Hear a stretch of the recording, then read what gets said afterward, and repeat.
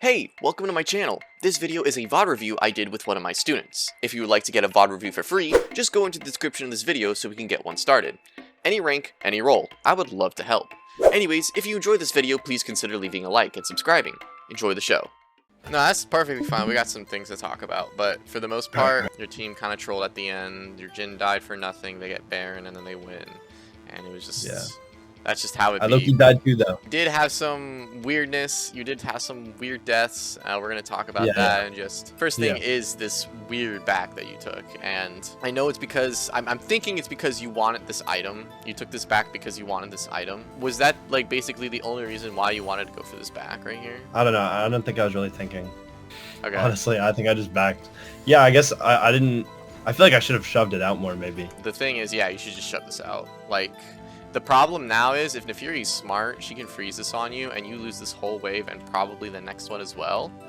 But we just need to make sure that we shove this wave before we go for a back, because that means it gives us prime time to get back into lane. Yeah. She didn't really punish you here, so you got pretty lucky.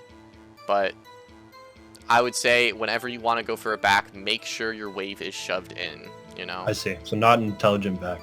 No, I would say not. It's a pretty weird back because you're just letting her have a free time to do wave management, and she obviously didn't do anything about it, but she could have for sure. This next one is, I think, your greed. A lot of these are just your greed. Yeah, I remember this. I went deep on the Ash Nautilus, like really early for nothing. And it's like, that was a stupid play. Yeah, we don't really need to do this. They got Shaco, and obviously Jin's gonna die here, but we're just running into a 2v1, and if you know anything about League, numbers advantage matters a lot, and we're just kind of putting ourselves at a disadvantage, and it's just, we don't have to be here, you know? We could just be waiting mid, or maybe just go for a ward, or maybe even go bot side. We can do something, but like, we can't fight this. Yeah, we can't fight this. But let's talk about this, this play, or not play, but this death that you take from this gank that you got taken. And Shaco basically does like the same gank to you 3 or 4 times in this game, and it's always from this Raptors. We're gonna talk about why this gank was so avoidable and what we can do to make it even more avoidable in the future. We push in this way perfectly fine, you know, you're doing what you want, and you're going to roam towards the top side, and you spot him here, and you even fight him a little bit. We take no consideration. I think you just forget, like halfway through, oh, Shaco is still up there, and he just gets a free gank on us. Super free gank. You already saw him. That's one thing, but like, I'm just gonna say a really good ward for Shaco when you're playing on red side is just put the Raptor ward. These spots on the Raptors, even their Raptors as well, but these spots on the Raptors are really good because any person that is invisible can do this type of play, and it's really easy. It's really easy because this ward is not going to be doing anything. Shaco I didn't really know where he was coming from. Shaco knows that if he goes towards these types of bushes, if he's a smart Shaco, that he's never going to do this. He's going to try to gank from places that people don't naturally ward, and this is one of them. I tried buying a pink ward halfway through, and I really did not know where to put it. Also, I was getting kind of dumpstered by this Neferian lane, and so I feel like any pink wards I buy, we're just going to get insta destroyed. But yeah, putting it on the Raptors so that he has to be invisible while taking them is not something I ever thought about, so thank you. You did do some good plays. I really like your roams. You understand when you have time to roam, and you do get some really good roams off, and this is one of the roams that you do. You shove in this wave, and then you go roam bot, which is really good. This is really good, because you know you can't go top side. There's no one to play on top side. You can go bot side because there's people here, and we can make a play. These guys are overextended, and it's a possible play over here. I get the MS too, like the movement speed towards this knot. The only problem is the path, honestly. It was, the gank still worked, but you saw your path. It was like very defensive. Yeah, it also drawn out, but very defensive. And it's just like, if we just go hug on this wall, then hug on this wall, hug on this wall, we have such a better position on them. And maybe we can also get the Ash here because we can just kill the Shaco straight up because he was backing right here.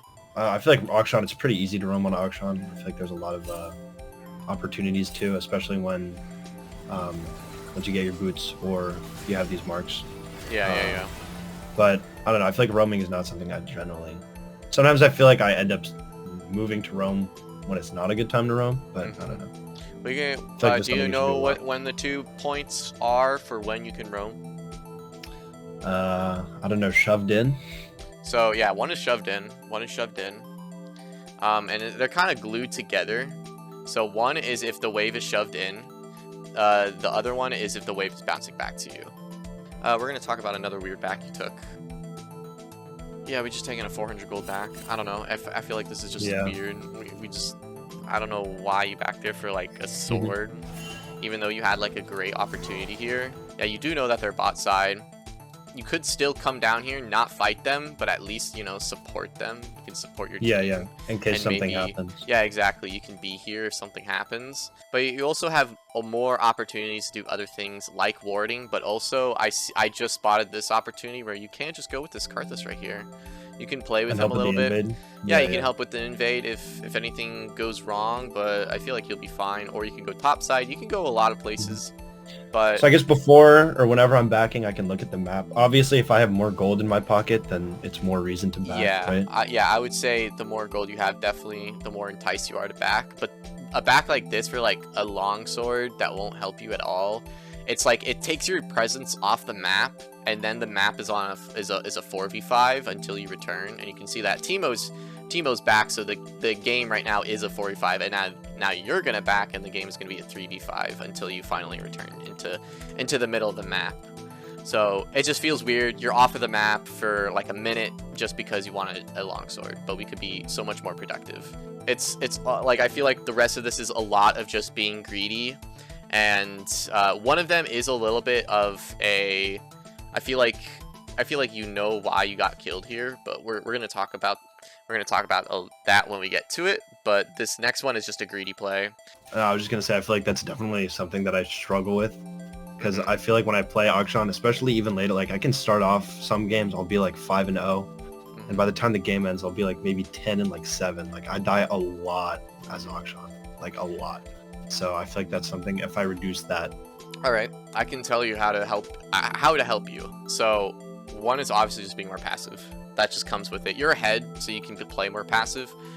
When you're ahead, you can also buy more defensive items if you really want to. If you want to buy GA early or something, maybe it will help. I don't know.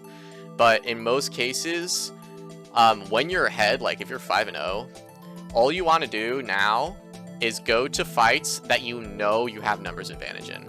Go for fights that are 3v2s. Go for fights that are 5v4s. Go for these fights because you are the carry and you know that you will win these as long as you have numbers advantage. It's literally just going for the most safest play possible, and you'll most likely win the game because you're taking these good fights. I would say play more passively and actually play more reserved, because the more greedy you play when you're ahead, the more deaths you will take because you made a mistake somewhere.